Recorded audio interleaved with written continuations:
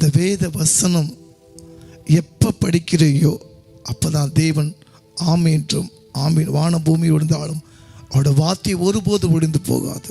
உன் வேலையெல்லாம் ஒதுக்கி வைக்கப்பட வேண்டும். அதிகமாக 2 மணி நேரம் இல்லைன்னா 1 மணி நேரம் ஜெபம் பண்ணாமல் உபவாசத்தை தேவன் அங்கீகரிக்க மாட்டார்.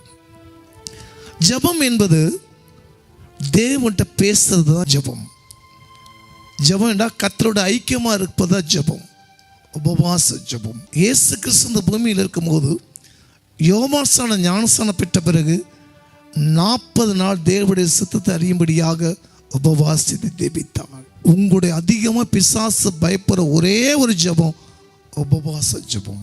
ஜாதிபதி பிசாசு உபவாசம் பண்ணாமல் ஓட்ட முடியாது. அப்போ இது உபவாசம் ஒவ்வொரு கிறிஸ்தவனுக்கும் அறிந்து கொள்ளக்கூடிய உபவாசம். உபவாசம் எடுக்க தெரியாது நீங்கள் சொல்லாதீங்க. உபவாசத்தோடு தான் நீங்கள் ஜெபித்து பாருங்கள், கர்த்தர் காரியங்களை வாய்க்க செய்வார்.